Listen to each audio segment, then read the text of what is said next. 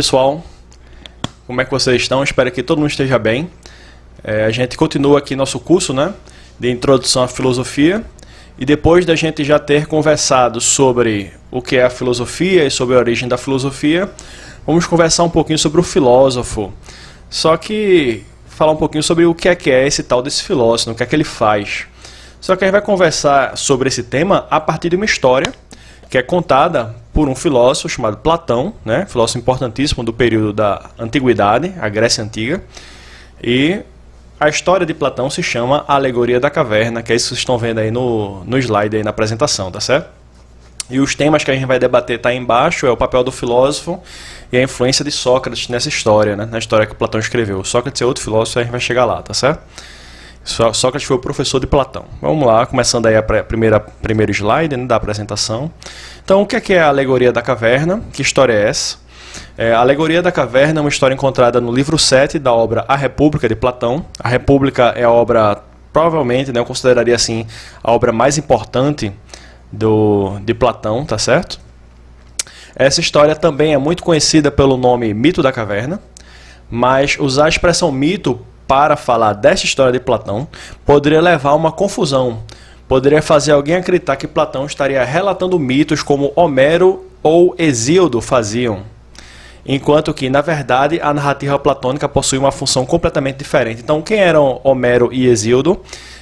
Homero e Hesíodo eram poetas gregos. Homero veio primeiro, Hesíodo alguns séculos depois, que relatavam histórias sobre os deuses, né? Como é que os deuses gregos se comportavam, Zeus, Poseidon, aquela turma toda lá, né? Hades, o que é que eles faziam, com o que é que eles brigavam, e em formatos de poesias, né? Homero veio primeiro, né? Um autor importantíssimo para a história da Grécia, mas Hesíodo também foi considerado um grande poeta, escreveu vários poemas importantíssimos sobre mitos, né, sobre comportamento dos deuses e seres sobrenaturais. Então, você dizer que Platão escreveu o Mito da Caverna poderia levar a uma confusão de achar que o discurso platônico, a narrativa de Platão, tem essa mesma função das narrativas de Homero e de Hesíodo, mas na verdade não, né? A história de Platão, continuando a leitura aí, né, apesar de ser fictícia, que nem os poemas de Homero e Hesíodo, está mais para uma metáfora com fins educativos do que uma história imaginada para oferecer uma compreensão primitiva do mundo, como era o caso dos mitos. Então, os mitos, a gente teve aula sobre isso já, né? Os mitos, eles eram histórias narrativas imaginadas para oferecer uma compreensão primeira do mundo, uma compreensão primeva. Primeva significa que veio primeiro, tá certo? Do mundo, numa época em que não existia ciência, não existia filosofia, então se explicava o mundo com os mitos. Mas a história de Platão não é nada disso. A história de Platão é uma narrativa filosófica, como a gente vai ver, tá certo? Então não é mitológica. Por isso, é melhor, eu diria assim, né, chamar a história de Platão de alegoria e não mito da caverna. Então, por isso que o nome considerado mais correto pelos professores hoje é Alegoria da Caverna, tá certo? Então, a Alegoria da Caverna, primeira parte, os prisioneiros na caverna, né? A história de Platão se inicia com prisioneiros peculiares que se encontram acorrentados no interior de uma caverna, presos de maneira que conseguem olhar apenas para o fundo da caverna. Atrás destes prisioneiros situa-se uma fogueira e entre esta fogueira e os prisioneiros, um caminho por onde passam várias pessoas segurando objetos. Os objetos são iluminados pela fogueira e projetam suas sombras para o interior da caverna. Então, está aí a situação dos prisioneiros, né, que vêm sombras no fundo da caverna. E continuando a leitura, os prisioneiros ali situados passaram suas vidas olhando apenas para estas sombras e ignoram completamente o que existe fora da caverna. Para eles, para os prisioneiros na caverna, as sombras são a realidade. Então a sombra é o objeto real. Então quando os prisioneiros viam a sombra de um cachorro, eles achavam que a sombra era o cachorro. Quando eles viam a sombra de uma pessoa passando na frente da fogueira, né, eles achavam que a sombra da pessoa era a pessoa. E assim por diante. Eles confundiam as sombras com a realidade dos objetos. Certo dia, um prisioneiro desta caverna é libertado de suas correntes e consegue sair da caverna. Essa é a segunda parte da caverna, né? Ou assim, a segunda parte da alegoria. O prisioneiro é libertado. Ao emergir de seu cativeiro, primeiro ele sente sua vista ofuscada pela luz do dia, pois está entrando em um ambiente iluminado pela luz do sol pela primeira vez. Então é normal ele se sentir ofuscado, né? ao acostumar-se com a luminosidade do ambiente, consegue pela primeira vez enxergar o mundo do lado de fora da caverna e pouco a pouco vai levantando os olhos, observando os objetos reais que ali se encontram, né, dos maiores até os maiores, dos menores até os maiores, porque ele vai levantando a vista, até conseguir contemplar o sol, a origem de toda aquela luz no exterior. O que o prisioneiro se libertou deveria fazer a seguir. Então, terceira parte, um possível regresso à caverna, né? Platão coloca a seguinte questão: o que aconteceria ao prisioneiro liberto se ele decidir retornar para a caverna? Talvez, com a intenção de ajudar seus companheiros de longa data a escapar daquela prisão, ele retorne às trevas e tente comunicar aos prisioneiros da caverna toda a realidade que ele testemunhou do lado externo. Então, Platão coloca essa questão, né? Será que ele vai voltar? Se ele voltar, né, o que será que acontece? Se o prisioneiro livre avisar aos seus colegas que as sombras que enxergaram toda a sua vida são, na verdade, mera ilusão, a aparência da realidade, mas não a realidade, e que a verdade se encontra no exterior, como eles reagiriam, né? Como os prisioneiros que ficaram na caverna reagiriam? Platão considera que, ao retornar à caverna, o prisioneiro liberto provavelmente seria mal recebido por seus colegas. Ao tentar ajudá-los, seria vítima de piadas e poderia até mesmo ser morto. Tá certo? Então veja só, né? Essa é a história da alegoria da caverna. Está lá no livro 7 da República, né? Relatada aqui na minha apresentação, nossa apresentação aqui. Agora a gente vai fazer uma análise da alegoria. Né? Então, sabendo que a alegoria da caverna é uma metáfora, ou seja, uma história que quer representar alguma verdade simbolicamente, deveríamos nos indagar o seguinte, né? Na vida real, quem são os prisioneiros na caverna? Isso é uma análise somente da primeira parte, a gente vai fazer uma análise das 3 partes da história, tá certo? Quem são os prisioneiros da caverna na vida real? Pense um pouquinho aí, pessoal. O que representam as sombras que os prisioneiros são forçados a contemplar? O que representam essas sombras? O que são as correntes que mantêm os prisioneiros naquela situação? Na realidade, que correntes são essas que mantêm as pessoas naquela situação que só conseguem contemplar as sombras? Vamos ver algumas respostas possíveis aí, né? Porque na verdade são respostas, são interpretações, tá certo? Com a alegoria da caverna, Platão quer nos ensinar que todos nós nos encontramos como prisioneiros da caverna, como os prisioneiros da caverna. As sombras são as ilusões que tomamos como realidade. Significa o que é isso, professor? Crenças falsas que confiamos ser verdadeiras. Então, o que a gente está errado, tá certo? Nos assuntos que estamos enganados.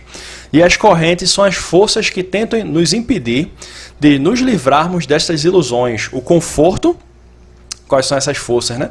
O conforto de não questionar o que acreditamos e a pressão social em manter as mesmas crenças do grupo que fazemos parte, tá certo? As mesmas crenças do grupo que fazemos parte.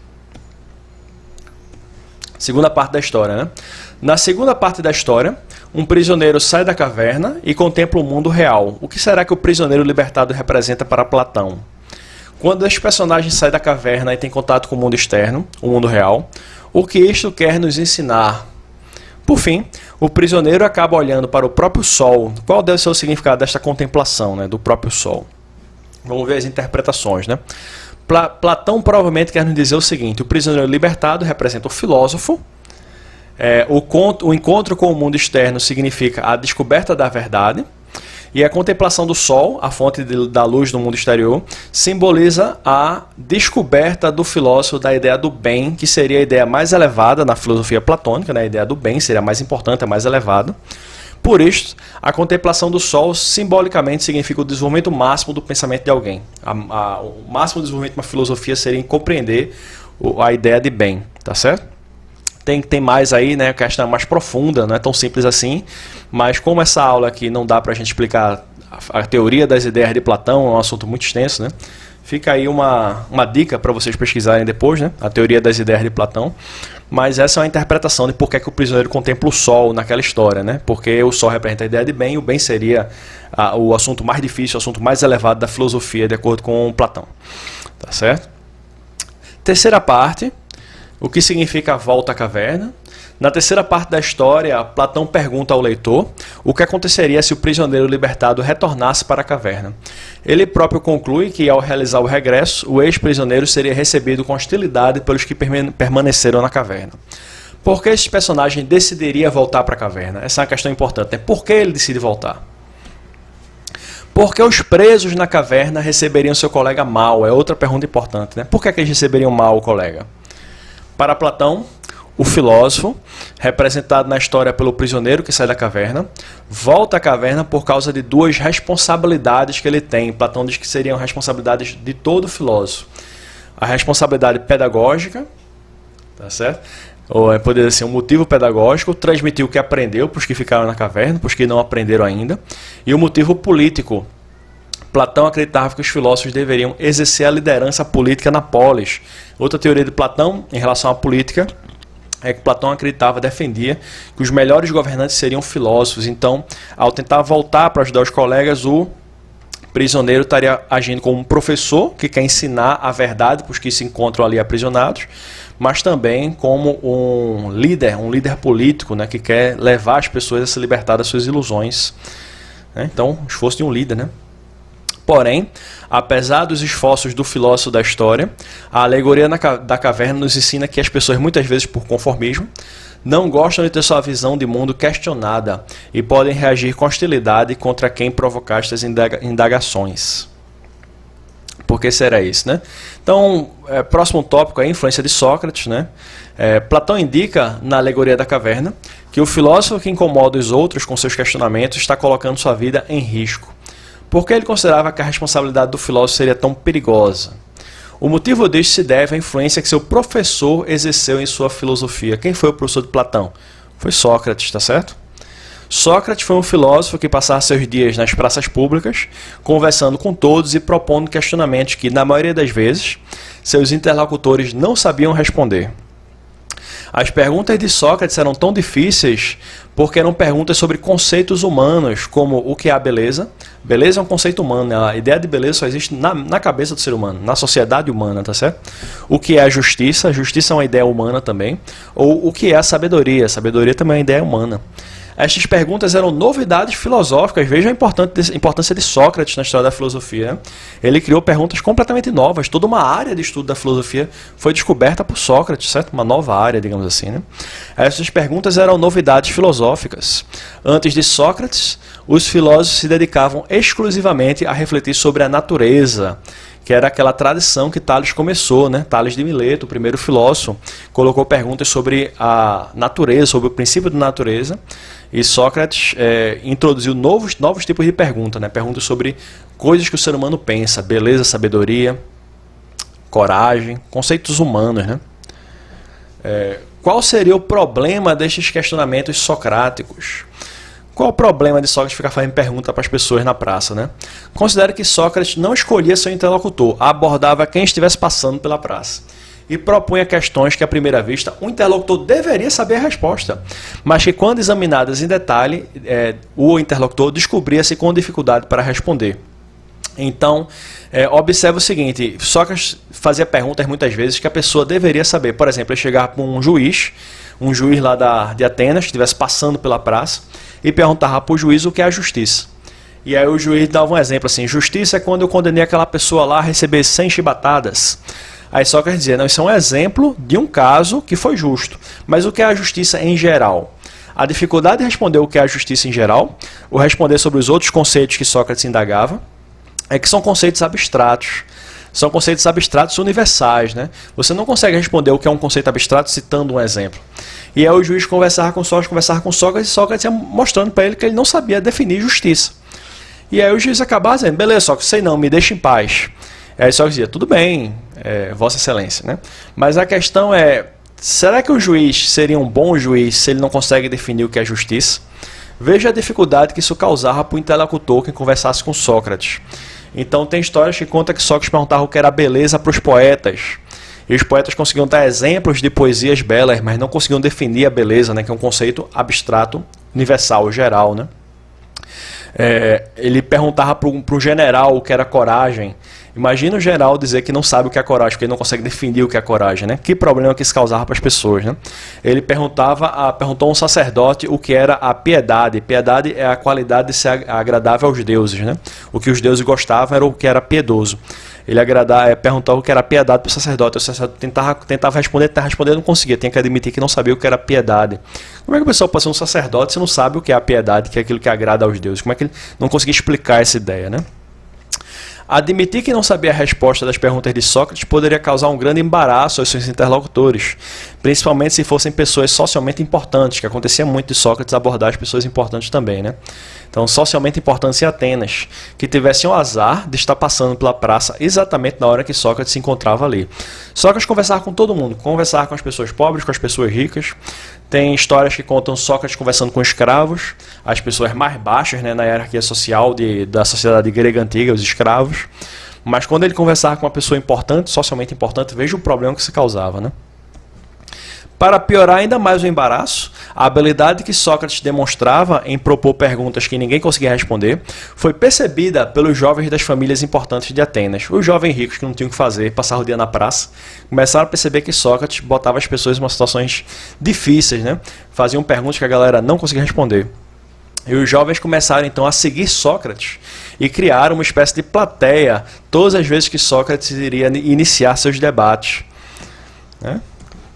Eventualmente, as pessoas ilustres de Atenas se cansaram de ser incomodadas por este filósofo que trazia uma pequena plateia por onde ia e sempre acabava envergonhando a pessoa com quem conversasse por colocar insistentemente perguntas que ninguém respondia. Então as pessoas começaram a se cansar, né? O resultado deste incômodo foi que Sócrates acabou sendo acusado de um crime. O crime que ele foi acusado foi corromper a juventude. Inclusive, eu vou acrescentar uma informação aqui que não está no slide, mas parece, né, que esse crime nem existia. Inventaram um crime para acusar Sócrates. Por que acusaram ele de corromper a juventude? Porque ele sempre trazia uma plateia de jovens, né, para onde ele fosse, que eram as pessoas que gostavam tanto de ouvir as conversas dele que ficavam seguindo ele. A maioria eram jovens de famílias importantes, né? Então a acusação é que ele estava corrompendo a elite da juventude ateniense, tá certo? E, infelizmente, acabou sendo condenado no julgamento à pena de morte, tá certo? A morte de Sócrates influenciou profundamente Platão, que era um dos jovens ricos que seguia Sócrates em suas empreitadas filosóficas, né? Platão passou por isso a acreditar que o trabalho do filósofo poderia incomodar tanto as pessoas que chegaria a representar um risco de vida para o próprio filósofo, né? Para a vida do próprio filósofo. O que explica o final da alegoria da caverna, que Platão coloca a possibilidade de que o prisioneiro escapado, ao retornar para a caverna, poderia inclusive ser morto pelas pessoas que ele tentava ajudar. Então, Platão estava errada em dizer que incomodar as pessoas com questionamentos filosóficos pode levar à morte. Platão estava errado. Não estava, né? Em alguns momentos da história a gente viu isso acontecer. Giordano Bruno, ali, qual o século de Giordano Bruno? Deve ter sido século XV, né? Talvez século XIV, século XV. Giordano Bruno foi condenado à morte pela Inquisição. Né? Por quê? Porque ele questionava coisas sobre o universo, tá certo? Dizia que o universo tinha que ser infinito. E na época era contra o dogma cristão da época, acreditar que o universo era infinito. Então Giordano Bruno foi condenado à morte. Galileu não foi condenado à morte, mas quase, né? Foi condenado a passar o resto da vida preso em sua casa, em sua residência, sem poder abrir nenhuma janela. Por quê? Por causa do Tribunal da Inquisição condenou ele por dizer que a Terra se move ao redor do Sol e não o contrário. Então ele foi condenado por causa disso.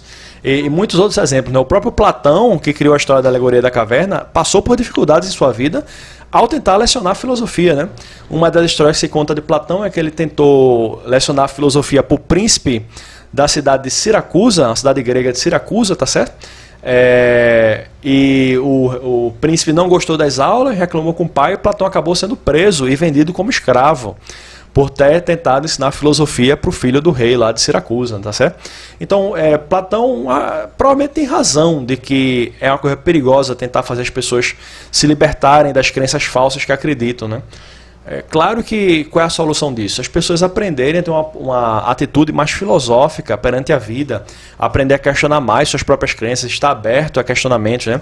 Aquela história da mente aberta, né? A se abrir mais para questionamentos. Essa é a grande lição da alegoria da caverna. Não reagir mal quando as pessoas questionam as crenças que você considera importantes. Saiba que a atividade filosófica é importante para todo mundo, né? Platão não diz que o filósofo é uma pessoa escolhida pelos deuses para filosofar, tal. É um prisioneiro que conseguiu escapar. Qualquer um daqueles prisioneiros ali poderia ter sido libertado, mas o que se libertou virou o filósofo e voltou. E, teoricamente, poderia ter voltado para ajudar os outros, mas Essa é a lição da história de Platão, né? Os riscos que essa volta para ensinar os outros podem representar e que realmente isso ocorreu algumas vezes na história da humanidade, né? Então não é uma ideia louca de Platão. Beleza, pessoal? Espero que vocês tenham gostado da aula de hoje. A gente se vê no próximo vídeo. Espero que todo mundo fique bem. E até a próxima aula. Valeu, pessoal.